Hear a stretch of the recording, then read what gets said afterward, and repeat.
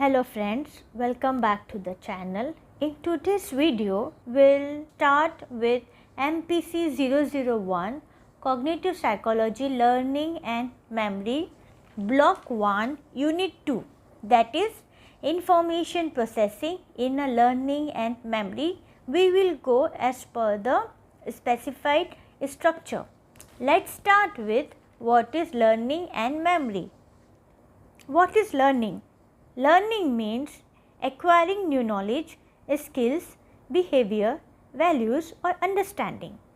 Whenever we gain new information or develop a new skill, learning takes place. According to Benjamin Bloom, learning has a three domain. The first one, cognitive domain. It is related to the mental activities. It includes thinking, remembering, calculating, analyzing and problem solving. For example, learning the rules of the chess involve the cognitive domain. The second is psychomotor domain. The psychomotor domain is related to physical skills and body movement. Examples include swimming, driving, dancing, riding a bicycle. In chess, moving and arranging the chess pieces is a psychomotor skill. And the third is affective domain. The affective domain is related to feelings, emotions, attitudes and values. Example includes liking, loving, appreciating, valuing. A person may eventually develop interest and love for the game of chess. This is the affective domain. Now next is, what is memory? Memory is the process of storing and retrieving information. Memory is divided into the three storage systems: sensory memory, short-term memory and the long-term memory. Let's understand them one by one. Sensory memory. Sensory memory is the first stage of memory. It receives information through our senses such as eyes, ears, nose, skin, tongue. This memory lasts for a very short time. Visual information remains for less than 1 second, while sound information remains for about 3 seconds. Sensory memory keep an exact copy of what we see or hear. However, for information to move to the next stage, attention is necessary. If we do not pay attention, the information disappears quickly. Next is short-term memory. Information that receives attention enters short-term memory. Short-term memory is like a computer RAM. It temporarily stores information that we are currently using. For example, when you hear a phone number and repeat it until you dial it, you are using short-term memory. Characteristics of short-term memory: limited capacity, stores information for a short period, easily affected by distraction. Information usually stay in a short-term memory for about 3 to 20 seconds. Miller magic number. Psychologist George Miller found that people can hold about 7 plus or minus 2 items in a short-term memory. This means we can usually remember between 5 and 9 items at one time. This finding became famous as a Miller magic number. Chunking. It means grouping information into meaningful units. For example, instead of remembering 9, 8, 7, 6, 5, 4, 3, 2, 1, 0, we can remember 987, 654, 3, 2, 1, 0. Chunking means information easier to remember and help transfer to a long-term memory. Types of short-term memory. Iconic memory stores the visual images for a short time. Example, remembering a picture you just saw. Acoustic memory. Store the sound and spoken words. Example, remembering a sentence you just heard. Working memory. Working memory is the information we are actively thinking about right now. Example, repeating a phone number in your mind before dialing it. Next is long-term memory. Long-term memory stores information for a long period of time. It has a very large capacity and can hold the information for the years or even a lifetime. Examples include your name, childhood memory, language knowledge, educational concept. How information moves to a long-term memory. Information moves from the short-term memory to a long-term memory through encoding, converting information into a meaningful form. Consolidation, strengthening information so it can be stored permanently. Meaningful and emotionally important information is remembered more easily. Now, what are schemas? Schemas are mental framework or mental models. They help us organize and understand information. For example, you already know what a classroom looks like. When you enter in a new classroom, your schema helps you understand quickly. Schema makes learning easier and faster. Top-down processing. Top-down processing means our previous knowledge affect how we understand new information. Our expectation influence perceptions.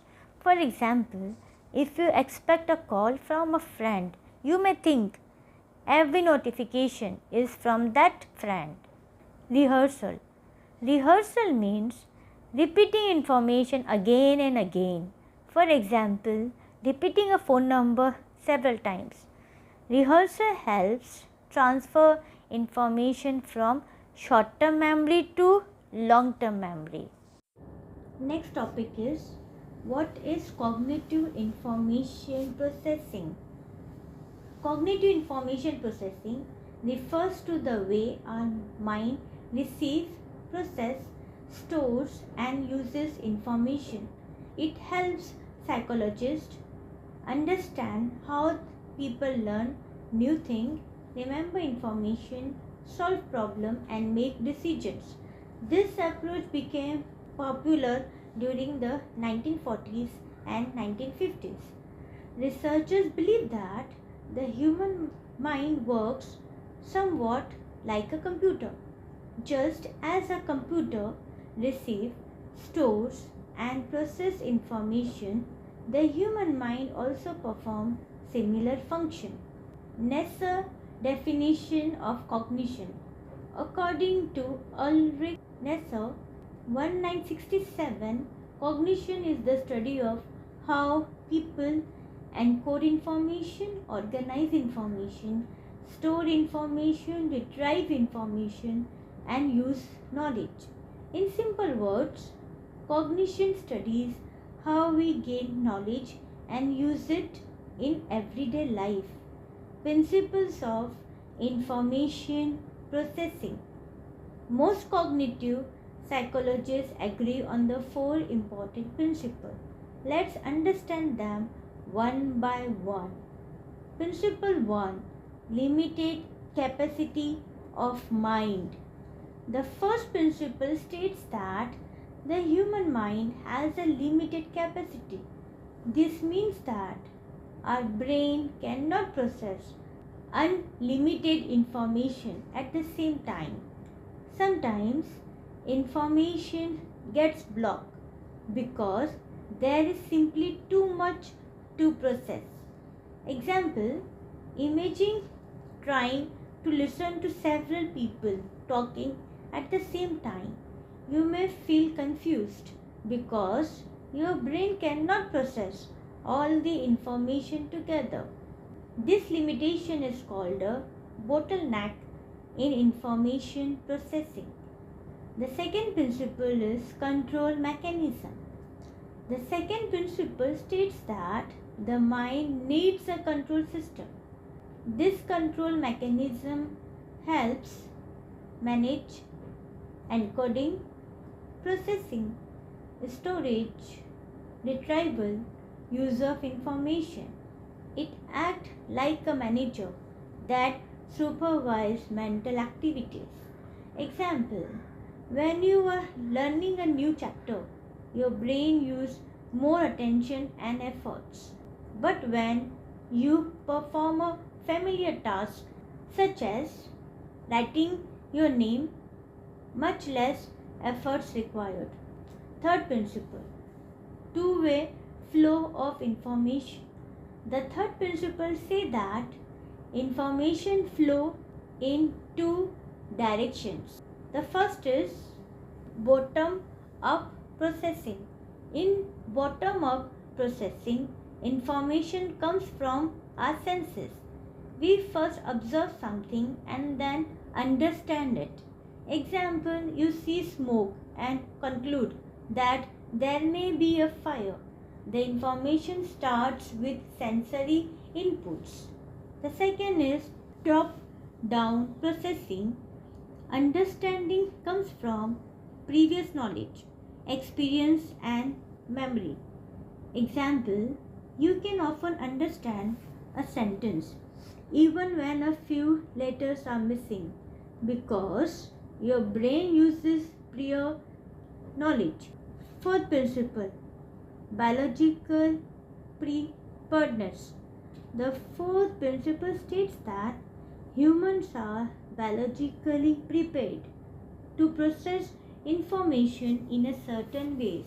Some cognitive abilities are natural and develop similarly across cultures.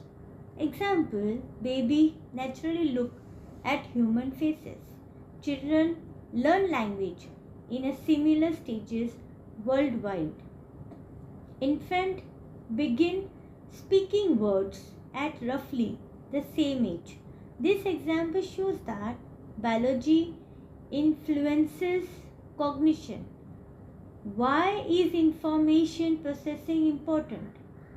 Understanding information processing helps educators design better teaching methods. It explains how people learn, why some information is remembered, why some information is forgotten, how thinking and problem solving occur. This knowledge helps improve learning and memory. Next topic is information processing in learning and memory. What is information processing? Memory is one of the most important areas studied in cognitive psychology. Researchers believe that memory is not a single storage box.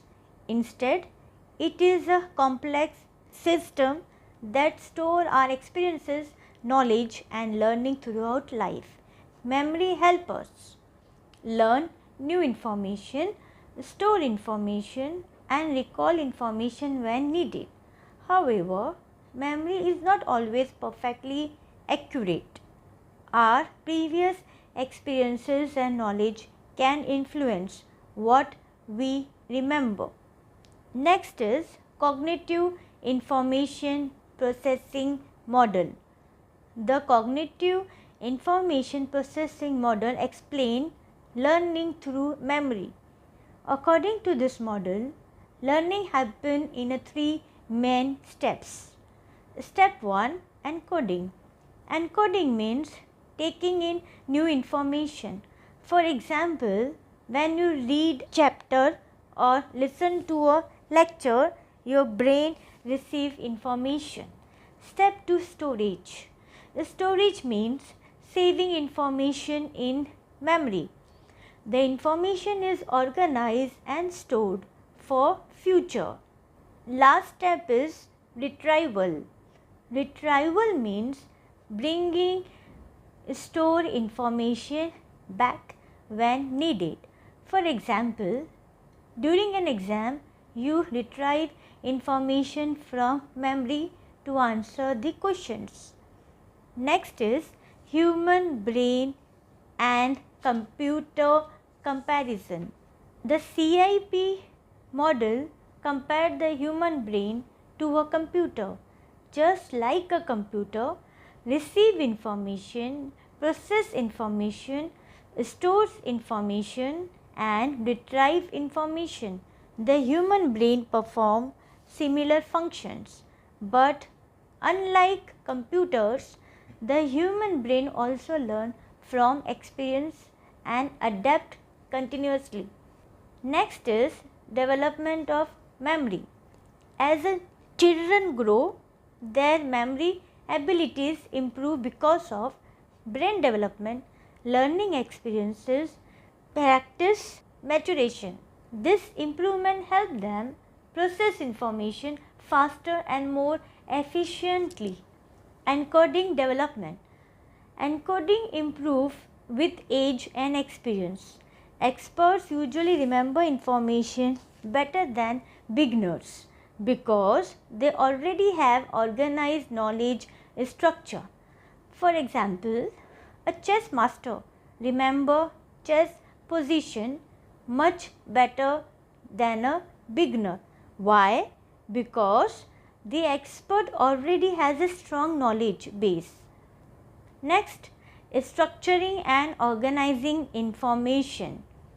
Children gradually learn how to organize information. Young children often do not use memory strategies. As they grow, they begin to repeat information, group information and use learning strategies. These methods improve memory performance. Categorization.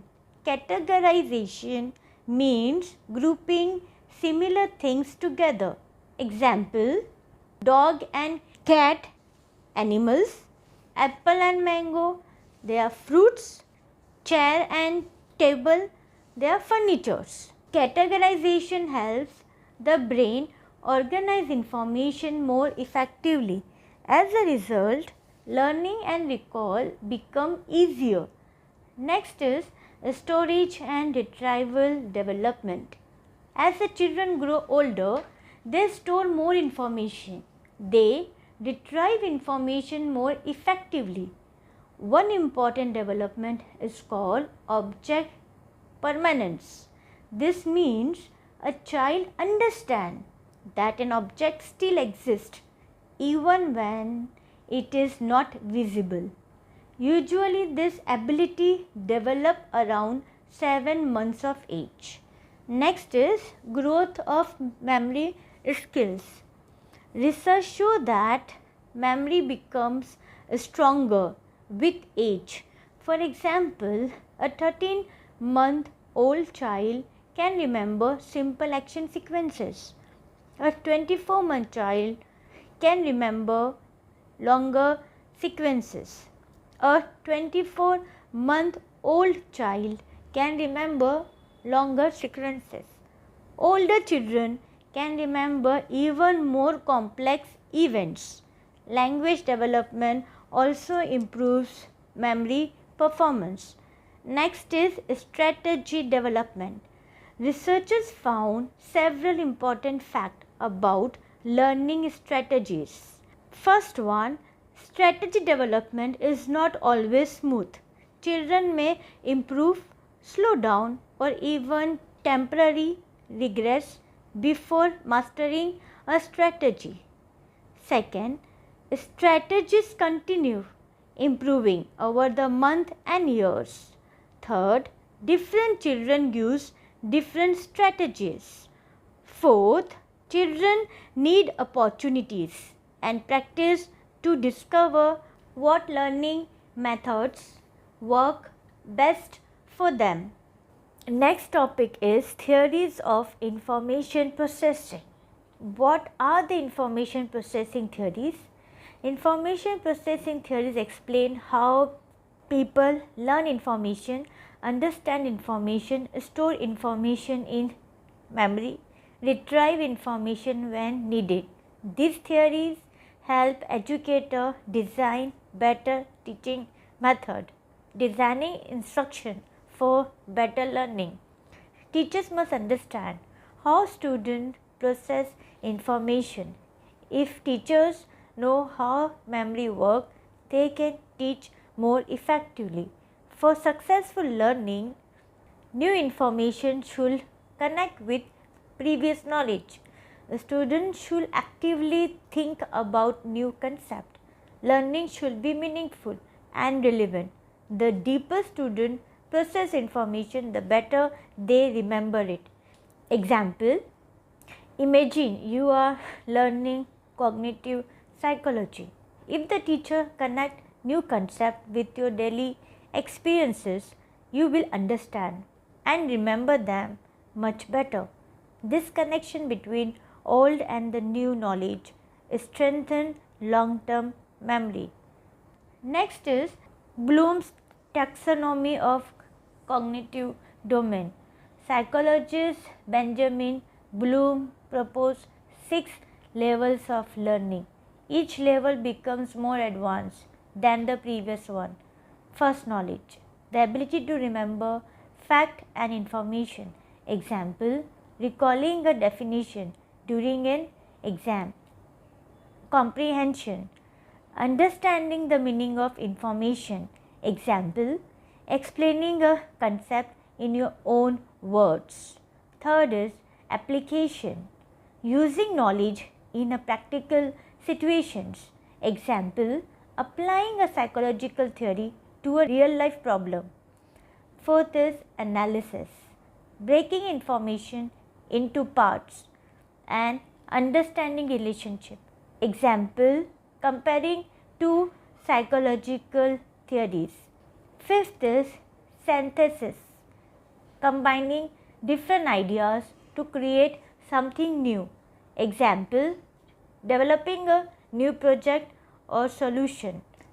Sixth is evaluation, making judgment based on evidence. Example, deciding which theory is more useful and explaining why. Sternberg's information processing approach. Now let's discuss Sternberg theory. Robert Sternberg believed that intelligence develops continuously throughout life.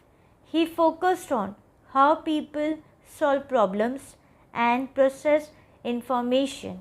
According to Sternberg, intelligence has 3 important components. First one, meta components. They are planning and decision making process. They help us identify problems, plan solutions, choose the strategies. Example, before answering an exam question, you first decide how you will answer it. Second is performance components. These are the actual action used to solve a problem. Example, writing the answer after planning it. These components help us carry out our decisions. Third is knowledge acquisition components. This component help us learn new information. Example, learning a new concept that can help solve future problems. This is how we expand our knowledge and skills. Learning and social environment. Sternberg also believed that learning is influenced by the environment. Important influences includes family, school, friends, culture, society. Learning does not happen in isolation. The social and the cultural environment play an important role in a cognitive development. How new knowledge is stored. Most information processing theories agree on the one important idea. People learn best when new information is connected to existing knowledge. Our mind already contains mental structure called schemas. When we learn something new, we compare it with the previous knowledge, connect it with the existing ideas, modify our understanding. This makes learning more meaningful and easier to remember. So, that's all for theories of information processing. I hope this explanation helped you understand the topic easily. If you found this video useful, please like, share and subscribe to the channel. Thank you for watching.